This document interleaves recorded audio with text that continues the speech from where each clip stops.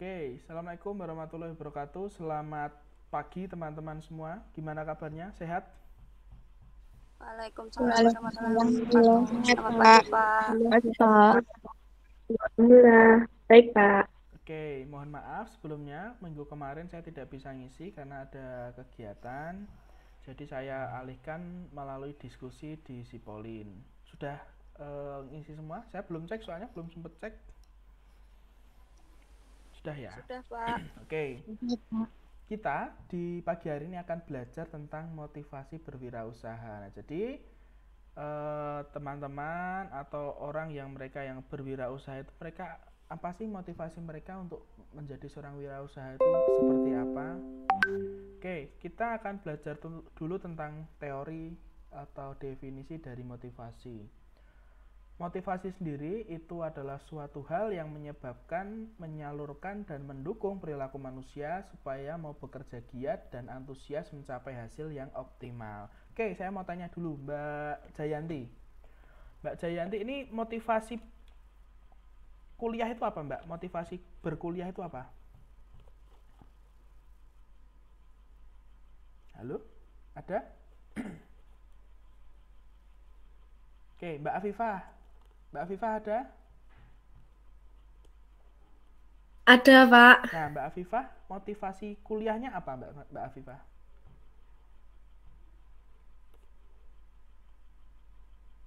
Atau cuma pengen ikut-ikutan aja? Ingin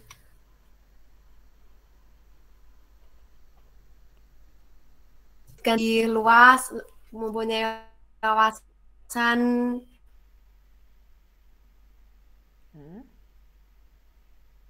biar bisa kembang. Itu berarti ya, pengen berkembang ya? Memiliki kawasan yang luas. Iya Pak. Kemudian siapa lagi ya? Mbak Lutfi ada?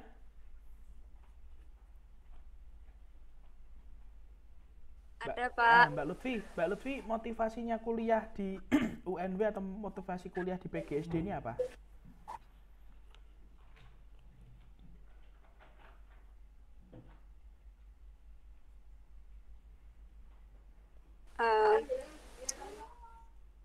Untuk mengembangkan bakat mungkin ya, Pak.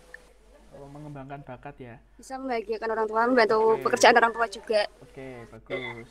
Jadi motivasi kita kuliah S1, kuliah di S1 Pendidikan Guru Sekolah Dasar ini memiliki motivasi untuk bisa nanti kalau lulus bisa jadi guru di tempat swasta, bisa jadi guru menjadi PNS, itu adalah motivasi kita. Bagus. Nah, selain motivasi ini teman-teman kan menyebabkan, menyalurkan dan mendukung perilaku manusia sehingga teman-teman ini punya effort atau punya usaha untuk memaksimalkan perkuliahan ini. Nah, seperti itu. Itu adalah motivasi, dorongan dari diri seseorang untuk mungkin menjadi lebih baik, menjadi lebih sempurna, bukan sempurna ya, menjadi lebih berpenghasilan lebih banyak. Nah, itu juga bisa. Kemudian teori motivasi menurut McClellan 2011 yang pertama itu adalah kebutuhan akan prestasi. Jadi seseorang yang ingin berprestasi mereka termotivasi, saya ingin juara 1, saya ingin IPK-nya 4. Nah, seperti itu adalah motivasi dari dalam diri akan prestasi. Jadi dia pengen sekali untuk berprestasi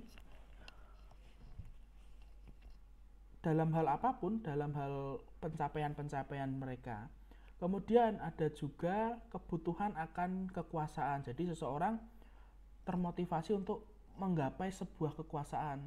Oh, ini si A ini kuliah S2 biar nanti bisa jadi naik jadi direktur atau jadi manajer. Nah, itu adalah sebuah motivasi dari diri untuk mencapai sebuah kekuasaan yang diinginkan. Ada pula kebutuhan akan berafiliasi atau bersahabat. Nah, ini ada orang yang mereka mempunyai motivasi untuk mendapatkan relasi yang banyak. Jadi dengan adanya relasi-relasi yang banyak, mereka akan kalau melakukan sesuatu, mempunyai usaha apapun, itu mereka akan bisa fasilitasi atau bisa ada pendukungnya. Nah, dari teori motivasi ini, teman-teman ada yang mau ditanyakan dulu? Lanjut ya. Nah, kemudian ada Ya, Pak. teori motivasi ini adalah teori pengharapan dan teori keadilan. Teori pengharapan itu apa? Teori pengharapan itu dia termotivasi untuk mencapai sesuatu yang diharapkan. Apa sih yang diharapkan dia? Oh, saya pengen kaya. Saya pengen punya uang banyak. Nah, itu adalah motivasi teori pengharapan. Apa yang diharapkan itu yang akan memotivasi dia melakukan kegiatan atau usaha-usahanya. Kemudian teori keadilan. Jadi dia termotivasi untuk biar bisa lebih mendapatkan keadilan. Contoh saya pengen kuliah S1 biar tidak diremehkan oleh orang sekitar. Nah, itu adalah teori keadilan. Jadi mereka ingin mendapatkan keadilan tersendiri. Selanjutnya itu motivasi berwirausaha menurut McClellan tadi, terdapat korelasi antara tingkah laku orang yang memiliki motif prestasi tinggi dengan tingkah laku wirausaha. Jadi seseorang yang mereka mempunyai motivasi untuk berprestasi, untuk mencapai tujuan mereka itu berbanding lurus, terdapat korelasi ya dengan tingkah laku wirausaha. Jadi seorang wirausaha pun mereka juga memiliki motivasi prestasi yang tinggi juga. Seorang wirausaha itu yang mereka inginkan adalah pengembangan usaha itu agar lebih besar lagi, agar pendapatannya mereka itu bisa lebih banyak lagi.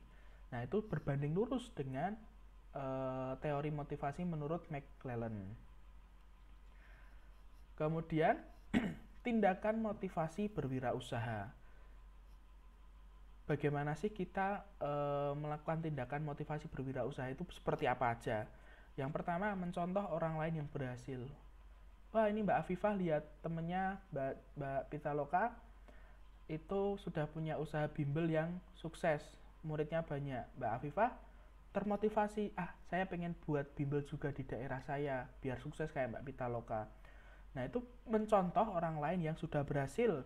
Atau dari sekitar, itu sepupu saya punya usaha sukses, saya juga pengen terus kemudian mulai mengembangkan usaha sehingga bisa menjadi sukses, bisa mengungguli atau bisa mungkin sejajar dengan orang yang dicontoh itu. Kemudian menggunakan perubahan untuk memotivasi diri. Dia ingin berubah, seseorang ingin berubah yang sebelumnya mungkin kondisi keuangan atau ekonominya berada di level menengah ke bawah.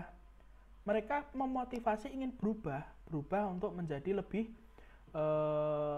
sejahtera lagi lah, bisa dikatakan seperti itu.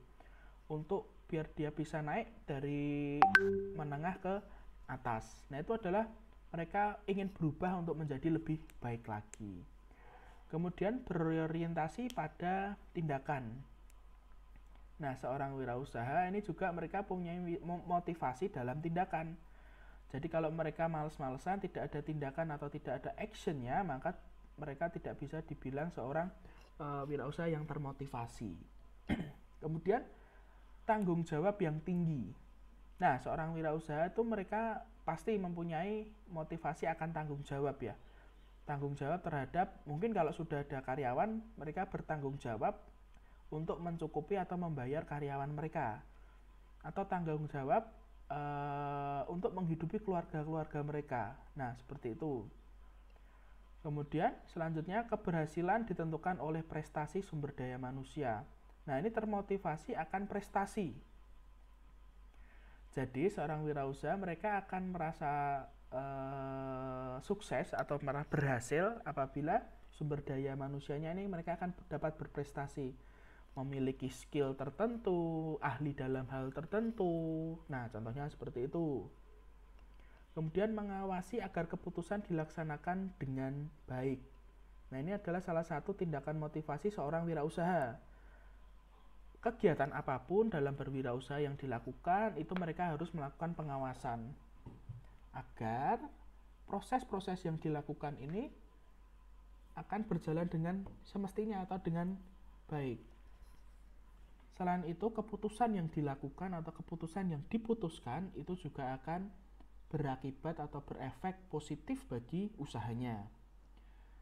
Kemudian yang terakhir itu adalah jangan menyesali kegagalan masa lampau. Jadi seorang wirausaha itu jangan sampai menyesali kegagalan masa lampau. Tapi kita sebagai seorang wirausaha itu harus bisa mengambil hikmah atau mengambil poin-poin kegagalan kita di masa lalu. Kita lihat kegagalan kita itu diakibatkan apa sih? Sehingga nanti ke depan atau saat ini teman-teman tidak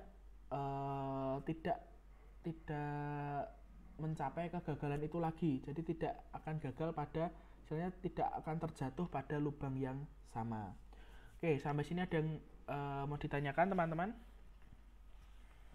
Apa lanjut?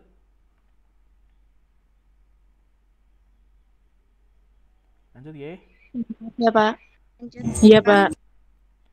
Sip. Bentar. Kemudian motivasi berwirausaha menurut Frederick Herzberg. Yang pertama itu adalah maintenance factor atau faktor akan kebutuhan seorang manusia. Nah, seperti yang saya sampaikan tadi, mereka termotivasi menjadi seorang wirausaha itu biasanya karena faktor kebutuhan, kepepet. Seperti kemarin awal-awal adanya COVID-19 itu kan banyak karyawan-karyawan yang di PHK.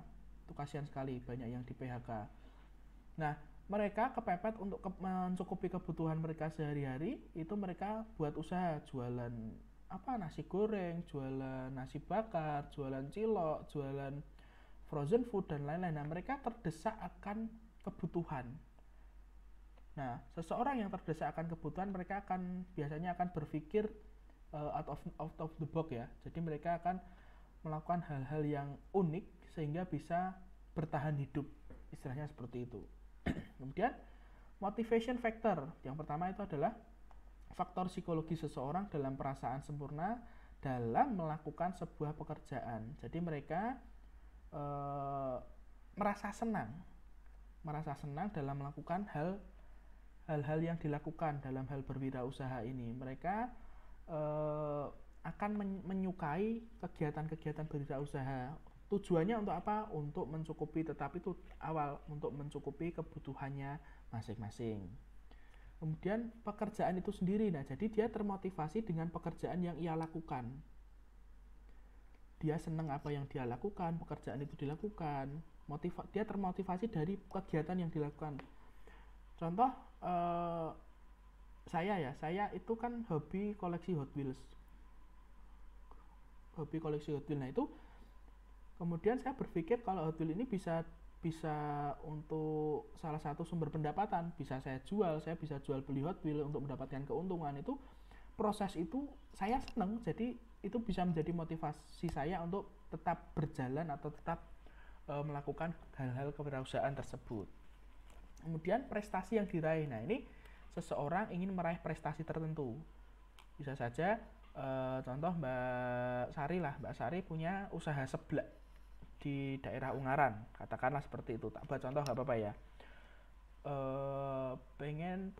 Sudah punya usaha seblak. Nah ini pengen menunjukkan prestasi atau pengen mencapai prestasi yang tertinggi, yaitu seblak terenak termurah di Ungaran. Nah itu adalah motivasi-motivasi yang ingin diraih oleh Mbak Sari, contohnya seperti itu. Kemudian peluang untuk maju, nah pasti menjadi seorang wirausaha kita harus mempunyai tujuan agar kita bisa maju, agar bisa mencapai tujuan-tujuan yang diharapkan. Ada penambahan cabang, kemudian ada memperbesar skala usaha, nah itu bisa. Kemudian pengakuan orang lain, nah ini juga terkadang seseorang termotivasi agar diakui orang lain. Jadi agar wah itu loh Mbak Sari udah sukses, Mbak Sari udah punya cabang banyak. Nah itu kita terkadang seseorang itu mereka ingin dianggap atau diakui oleh orang lain. Kemudian tanggung jawab, nah ini kembali ke kebutuhan. Jadi seorang keluarga mereka memiliki tanggung jawab terhadap keluarganya masing-masing, sehingga mereka akan termotivasi atau lebih termotivasi dalam menunjang usahanya. Oke, sampai sini ada yang ditanyakan? Bingung nggak tentang motivasi berwirausaha? Lanjut ya. Ya, Pak. Lanjut, Ya, Pak. Pak. Saya kecepatan nggak? Enggak kok, Pak. Enggak, Enggak. Pak, enggak. Oke. Enggak, Pak, udah pas. Oke, sip. Lanjut ya. Oke, faktor yang mempengaruhi motivasi berwirausaha. Yang pertama, percaya diri. Nah, kita mau berwirausaha itu kita harus percaya dengan diri kita masing-masing. Kita harus percaya kalau kita bisa, kita harus percaya kalau kita mampu, kita harus percaya kalau produk atau jasa yang kita jual atau yang kita tawarkan itu akan laku. Nah, itu kita harus percaya diri. Kemudian inovatif. Nah, menjadi seorang wirausaha kita harus bisa berpikir inovatif. Kenapa? Karena produk atau jasa yang akan kita tawarkan itu kita perlu melakukan pembaruan-pembaruan. Sehingga konsumen atau calon konsumen itu tidak bosan dengan produk atau jasa yang kita tawarkan. Kemudian memiliki jiwa kepemimpinan. Nah, seorang pemimpin itu mereka pasti memiliki motivasi yang tinggi untuk bisa mengembangkan, kemudian meningkatkan apa yang sudah dijalankan. Nah, kemudian faktor lainnya itu adalah efektif dan efisien. Jadi seorang wirausaha kita harus bisa berperilaku efektif dan efisien. Sehingga effort yang kita keluarkan itu bisa seminimal mungkin, namun hasilnya itu bisa semaksimal mungkin atau bisa tinggi. Atau kalau kita mempunyai sebuah usaha manufaktur ya, atau yang memproduksi sesuatu ya, itu kita bisa memanfaatkan atau menggunakan bahan baku itu seminimal mungkin, namun output yang kita berikan itu bisa maksimal. Nah, seperti itu. Kemudian berorientasi pada masa depan. Pasti seorang wirausaha harus berorientasi pada masa depan. Seperti tadi Mbak Sari, usaha sebelahnya itu ke depan pengen punya 10 cabang di Ungaran. Dan 10 cabang di Kota Semarang, 5 cabang di Salatiga. Nah, itu adalah orientasi masa depan. Kita tuh ke depan pengennya seperti apa sih? Saya pengen punya karyawan 100 orang. Nah, itu kita bisa berpikir ke depan. Nah, kita masuk ke good team player. Good team player itu seperti kita memiliki tim kerja, tim wirausaha, itu kita bisa saling melengkapi, sehingga dalam berwirausaha atau dalam mengerjakan suatu hal itu bisa maksimal. Nah, sebagai good team player kita harus bisa menunjukkan tanggung jawab. Tanggung jawab adalah hal yang penting dalam menjadi anggota tim, menyelesaikan bagian pekerjaan yang dimiliki dengan baik dan berkomitmen. Hal ini membuat Anda sebagai anggota tim dapat diandalkan dan dapat konsisten dalam tim. Nah, dalam tim ini kita biasanya dibagi ya, si A jobnya apa, si B harus ngapain, si C harus ngapain. Contoh Mbak Afifah bagian pemasaran, Mbak Eka bagian pengajaran, kemudian Mbak Lutfi bagian administrasi. Nah, itu sebagai tim bertiga ini kalian itu harus kompak mengerjakan pekerjaan yang sudah ditentukan. Mbak Afifah ya melakukan tindakan pemasaran, Mbak Eka dalam pengajaran, Mbak Lutfi dalam administrasi. Jangan sampai ada yang namanya overlap pekerjaan. Overlap pekerjaan itu Mbak Afifah ikut mengajar, kemudian Mbak Eka ikut dalam administrasi. Nah, itu akan terjadi sebuah kekacauan, bisa dibilang menjadi sebuah kekacauan. Nah, apabila diminta, biasanya kan ada diminta-minta, tolong dong ini dibantu ini, kalau itu nggak masalah ya. Tapi kalau kita sebagai salah satu anggota tim yang tidak diminta, kita kalau bahasa Jawanya ujuk-ujuk tiba-tiba ingin bukan kerusuh ya, tapi ingin membantu pihak lain. Nah, itu jangan sampai terjadi seperti itu, kecuali ada kesepakatan sebelumnya. Nah, kemudian berkomunikasi secara konstruktif. Komunikasi tentunya menjadi hal yang sangat penting dalam bekerja sama. Untuk menjaga komunikasi di dalam sebuah tim diperlukan kemampuan menyampaikan pikiran, ide secara jelas, jujur, dan tetap menghargai anggota lain dan hasil kerja tim. Nah, Waalaikumsalam. Nah, sebagai tim yang baik, itu kita harus memiliki tingkat komunikasi yang baik juga. Jadi kita harus terbuka dengan satu tim kita harus terbuka. Apabila ada permasalahan, kita harus menyampaikan bersama-sama. Kemudian kita harus berperilaku jujur juga kepada tim yang kita bawahi atau yang kita bekerja sama. Dan kita juga harus bisa menghargai anggota tim lain. Apabila anggota tim lain menyampaikan suaranya atau menyampaikan pendapatnya, kita harus menghargai itu. Kita harus mempertimbangkannya. Kemudian mendengar secara aktif. Nah, agar dapat menjadi sebuah tim yang solid, diperlukan anggota tim yang dapat menjadi pendengar yang baik, yang dapat mengerti, mempertimbangkan, dan menerima ide atau saran dari orang lain, tidak merasa perlu untuk menolak setiap ide yang disampaikan. Jadi, kita harus bisa menjadi pendengar yang baik. Kita harus bisa mempertimbangkan apa yang disampaikan oleh tim kita. Kita harus bisa menerima dulu, kemudian kita mempertimbangkan dan mendiskusikannya. Nah, itu juga salah satu good team player.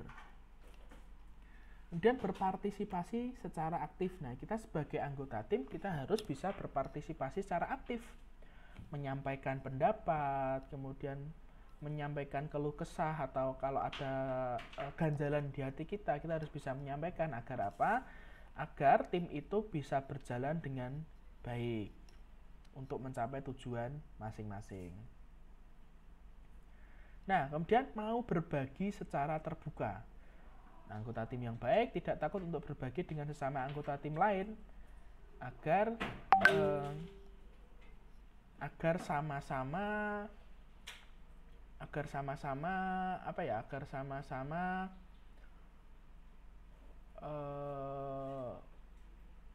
mencapai tujuan itu lebih enak. Jadi sama-sama terbuka. Apabila ada permasalahan ya dibicarakan dengan baik. Apabila ada bonus-bonus yang didapatkan oleh tim juga dibagi dengan rata.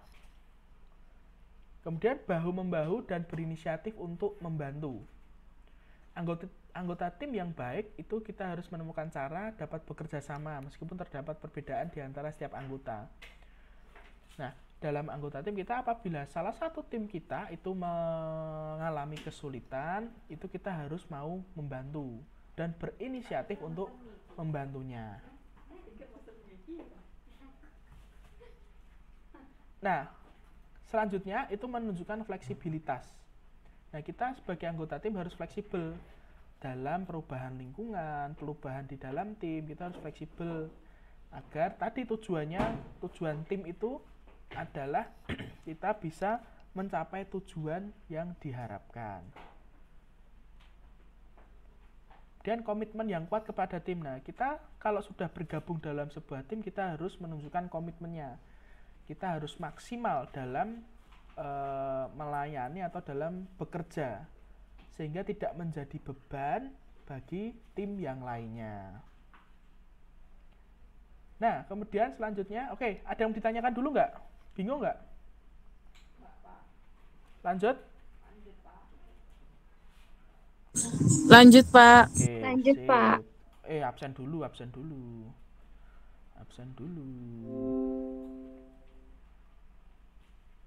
Sebentar. Pertemuan ke.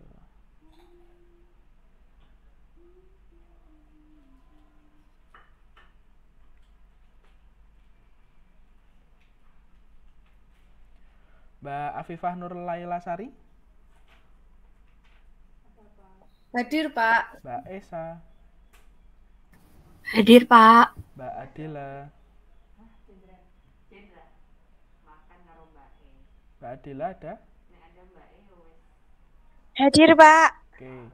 Mbak Farin, Hadir, Pak. Mbak Adelaide, Hadir, Pak. Mbak Dita, Hadir, Pak. Mbak Esther, Hadir, Pak. Mbak Sari. Mbak Sari ada?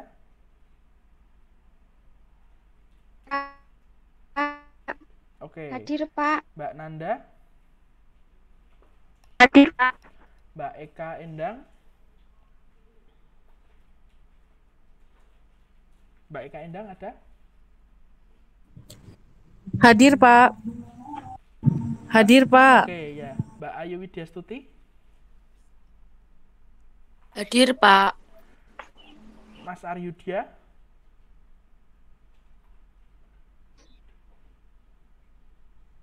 ada? Pak. Oke. Mbak Naimah, Hadir, Pak. Mbak Jayanti, Hadir, Pak. Mbak Emilia,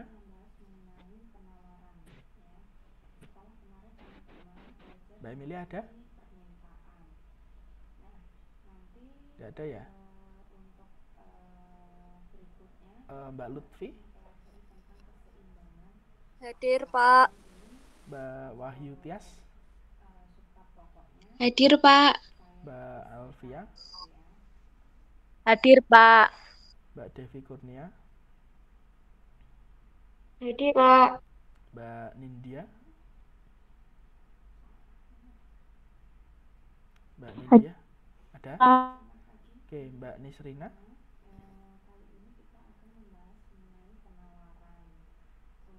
Hadir, Pak. Mbak Diah Pitaloka,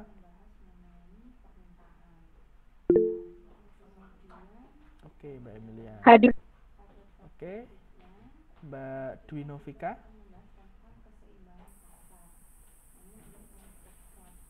Mbak Dwi Novika,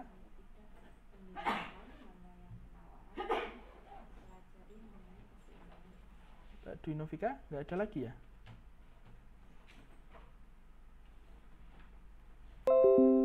Mbak Esang, Mbak Dwi Novika nggak ada lagi ya?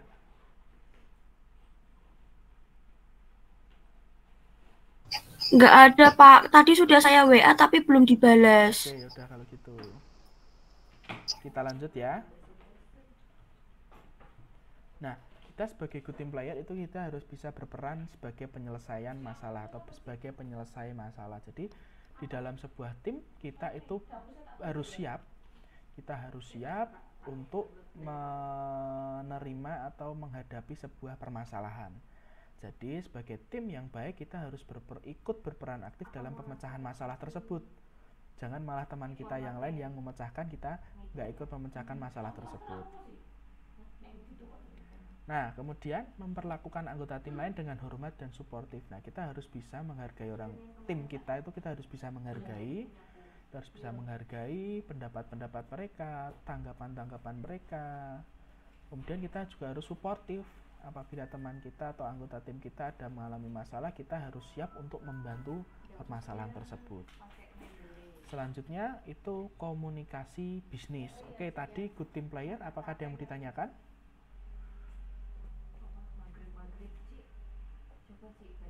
Lanjut.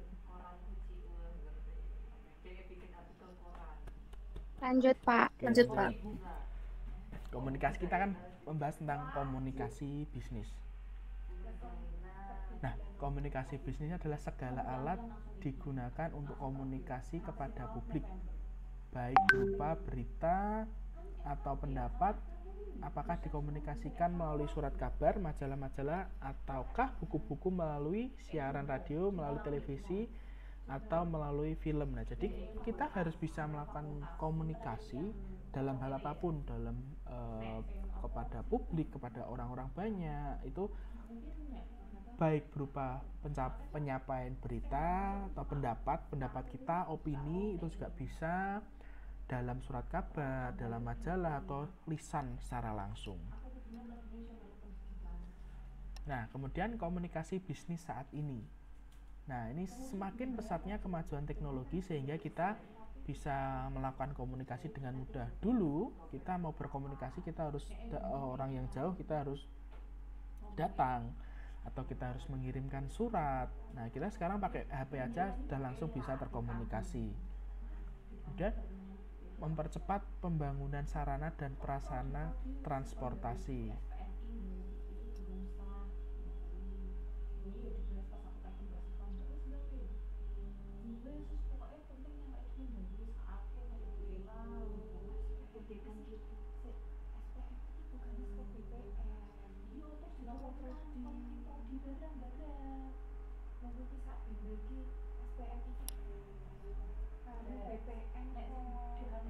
Fokus tuh aku. Kemudian mempercepat pembangunan sarana dan prasarana transportasi. Nah, dengan adanya komunikasi yang baik saat ini, itu bisa mempercepat pembangunan sarana prasarana. Komunikasi di wilayah yang bisa dikatakan jauh itu bisa dikomunikasikan dengan cepat. Kemudian kemajuan bidang transformasi inovasi. Nah, jadi kita sekarang sudah pegang HP semua, sudah pegang smartphone semua. Itu kita bisa melakukan komunikasi dengan cepat, dengan tepat. Kita butuh apapun juga sekarang bisa langsung cepat mendapatkannya. Nah, kemudian bisnis dan komunikasi, ini hubungan antara bisnis dan komunikasi. Di dalam sebuah komunikasi yang diproduksi dinamakan informasi. Jadi komunikasi itu yang diproduksi itu namanya informasi. Sedangkan bisnis yang diproduksi adalah barang atau jasa. Nah, bisnis dan komunikasi itu adalah penyampaian produk atau jasa kepada pihak lain. Jadi kita memberikan informasi terhadap menyampaikan informasi produk atau jasa yang kita miliki itu kepada orang lain. Nah, ini ada beberapa komunikasi verbal, itu ada yang tertulis seperti surat dan lain-lain, kemudian ada lisan. Lisan itu komunikasi secara langsung ya. Kemudian harus ada hubungan yang aktif antara A dan B atau penjual dan pembeli. Kemudian pasif itu kita mendapatkan informasi, contoh teman-teman dapat flyer. Nah, itu adalah komunikasi bisnis yang pasif. Jadi kita tidak bisa bertanya secara langsung, kita hanya bisa membaca informasi atau komunikasi tersebut. Nah, ada pula ini komunikasi nonverbal atau bahasa isyarat yang gini dulu, bahasa isyarat itu. Dan ada ekspresi wajah. Kita bisa mengetahui orang yang kaget itu seperti apa, orang yang sedang marah itu seperti apa, orang yang sedang senang itu seperti apa. Kita kalau mau menawarkan produk atau jasa kepada seseorang, kita bisa lihat ekspresi wajahnya. Oh, orang ini mau menerima promosi kita atau enggak? Orang ini mau mendengarkan promosi kita atau enggak? Nah, seperti itu. Kemudian gerakan tubuh. Nah, dalam bisnis juga kadang kebetulan saya dulu pernah menjadi sales mobil. Kita menawarkan atau memberikan flyer penawaran itu kepada seseorang. Ada orang yang gini, dia berarti nggak mau menerima. Nah, itu adalah salah satu bentuk komunikasi non verbal.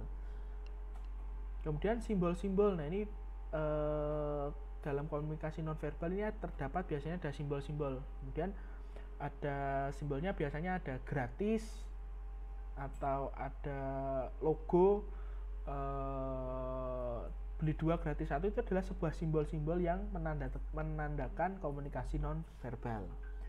Kemudian ada warna. Nah, ini seorang pebisnis dalam melakukan komunikasi kita harus bisa mengartikan warna. Warna ini tuh artinya apa sih? Warna ini artinya apa sih? Nah, seperti itu. Nah, apa sih tingkat atau kita bisa melihat keberhasilan dalam komunikasi bisnis itu apa sih? Yang pertama itu adalah kesamaan pemahaman. Nah, misal Mbak Nisrina sama Mbak Naimah ngobrol tentang pendidikan. Itu pasti akan nyambung karena apa yang dibicarakan itu ada kesamaan pemahaman, yang diobrolkan itu sama. Contoh, saya mau menawarkan mobil kepada orang yang nggak mudeng mobil atau nggak paham mobil, itu juga bukan merupakan kesamaan pemahaman, karena saya harus menambah effort penjelasannya lebih detail lagi. Kemudian apabila sudah sepaham, maka informasi akan mudah diserap. Nah, contoh Mbak Nisrina tadi dengan Mbak Naimah melakukan komunikasi tentang pendidikan. Mereka berdua, Mbak Nisrina dan Mbak Naimah ini sudah paham karena backgroundnya pendidikan. Maka informasi atau komunikasi itu mudah dipahami dan mudah diserap. Kemudian persepsi diterimanya informasi yang diberikan. Nah, ini kalau tidak ada kesepahaman dalam antara satu orang dengan orang yang lain, maka akan terjadi mispersepsi. Apa yang kita sampaikan itu terkadang penerimaannya itu berbeda.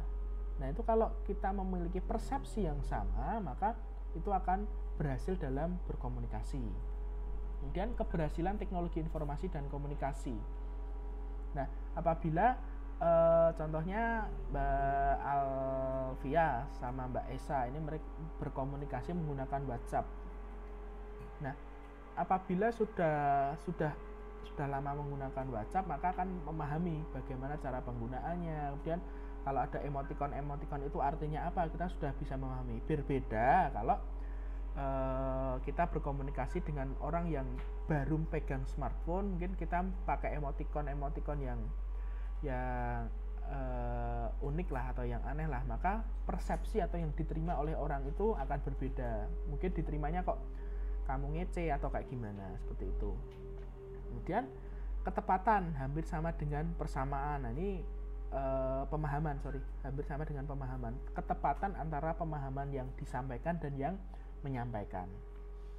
Kemudian dalam komunikasi itu kita harus bisa kredibel atau dapat dipercaya. Kita bisa melihat mungkin kita dalam informasi nonverbal, misal kita dapat flyer nih, kemudian di situ ditulis diskon 80%, kemudian kita datang ke tokonya atau ke tempatnya, kok ternyata diskon hanya 50%, yang 80% ini tidak ada, maka itu tidak dapat dipercaya. Nah, kita harus bisa menyampaikan informasi-informasi itu yang dapat dipercaya sesuai dengan kenyataannya. Kemudian pengendalian atau umpan balik. Nah, kalau kita melakukan komunikasi, Mbak Nisrina dengan Mbak Naimah, Mbak Nisrina menjelaskan kepada Mbak Naimah, kemudian Mbak Naimah ini memberikan umpan balik, pertanyaan atau sanggahan, atau mungkin setuju dengan apa yang disampaikan. Nah, itu bisa dikatakan komunikasi yang berhasil. Kemudian kecocokan. Nah, ini kita dalam berkomunikasi itu juga harus cocok dengan orang yang kita ajak ngobrol atau yang kita tawarkan. Orang yang senang otomotif memberikan informasi yang sama kepada orang yang suka otomotif juga, maka itu akan menjadi sebuah kecocokan. Oke, ada yang ditanyakan? Lanjut.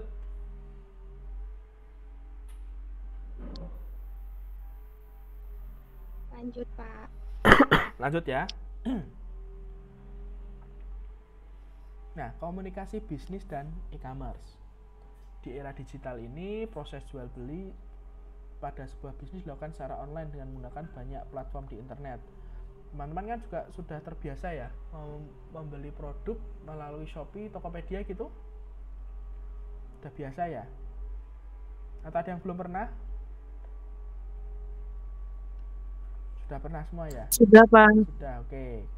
Nah, Sudah, kita Pak. dalam transaksi tersebut kita juga melakukan komunikasi.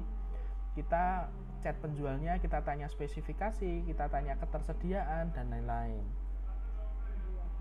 Nah, kenapa kita melakukan penjualan melalui internet? Nah, ini dari segi pembeli.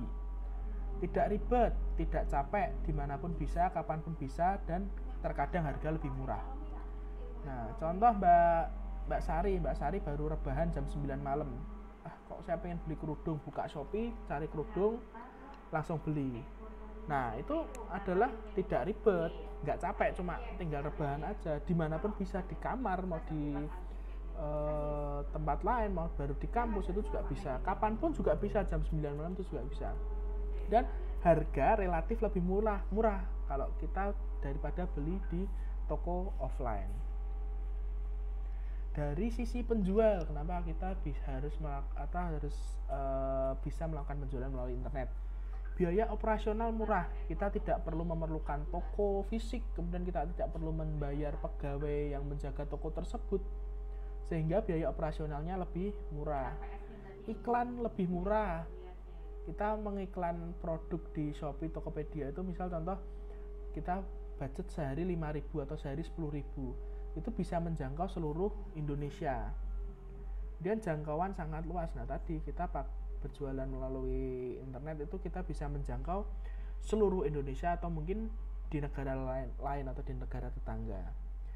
Kemudian segmentasi pasar yang kita sasar itu bisa lebih spesifik.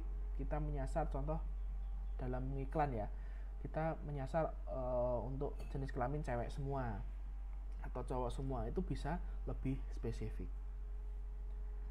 Nah, komunikasi dalam transaksi digital. Yang pertama, kita harus ramah. Apabila ada konsumen yang ngechat kita harus sapa dengan ramah. Kita harus menjawab dengan sopan. Dan kita harus sabar apabila kita kadang ketemu konsumen yang aneh-aneh atau yang bisa dikatakan yang ngeritik lah, usil gitu. Kita harus sabar dan kita harus menjelaskan apa yang dibutuhkan oleh konsumen itu secara jelas. Nah, saya mau tanya teman-teman di sini sudah pernah nggak ketemu dengan ketemu dengan penjual yang aneh nggak? Maksudnya yang malah marah-marah, yang nggak sopan gitu, udah pernah belum teman-teman?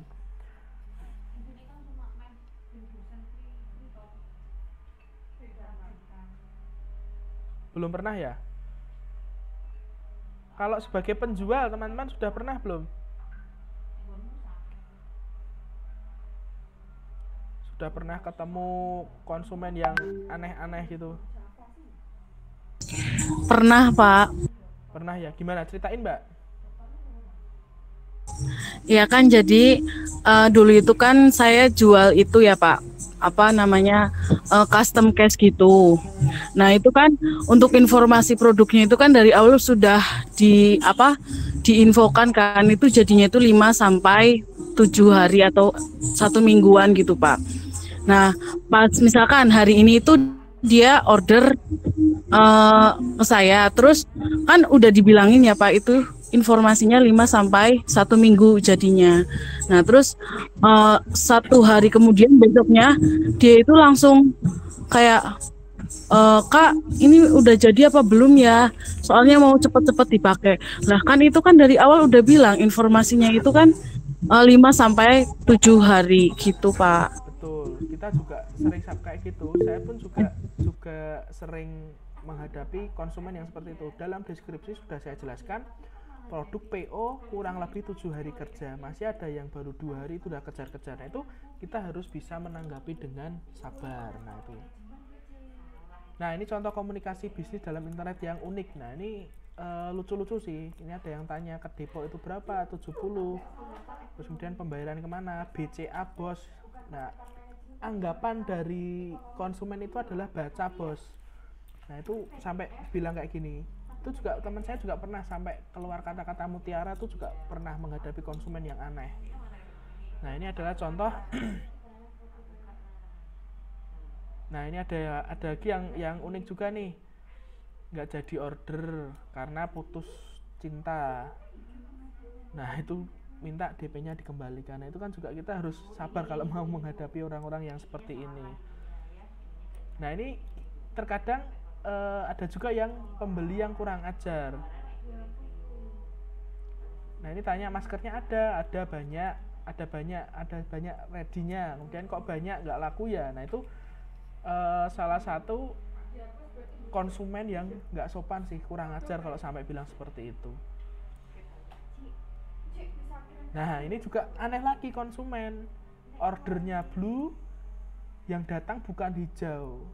Nah ini kan aneh, kalau blue kan biru, yaitu konsumen yang mereka nggak, istilahnya tidak berpendidikan atau tidak mudeng.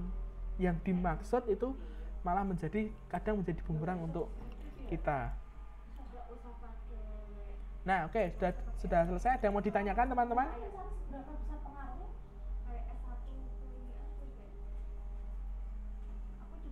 Ada yang bingung?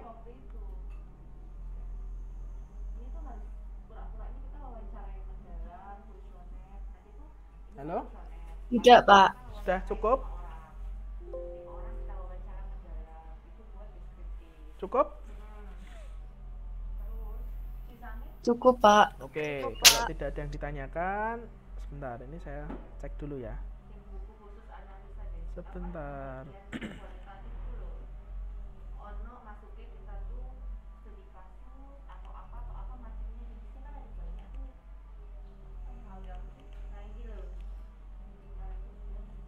Bentar, Pak, ngisi dulu. Ini pertemuan ke-6 ya.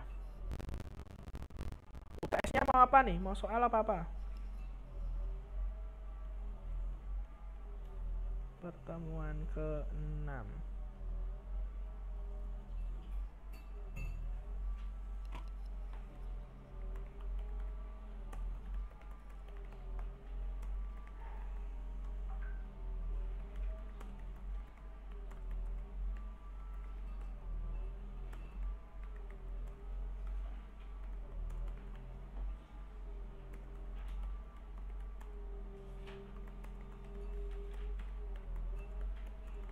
Ini Mbak, siapa namanya, Mbak?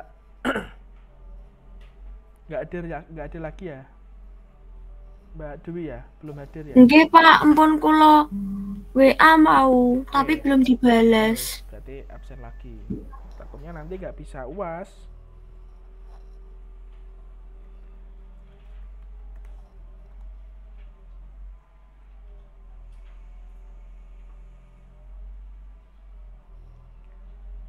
Oke, kalau tidak ada yang ditanyakan, mungkin cukup sekian dari saya. Oke, kita foto dulu ya buat bukti perkuliahan hari ini ya. Silakan kameranya dinyalakan.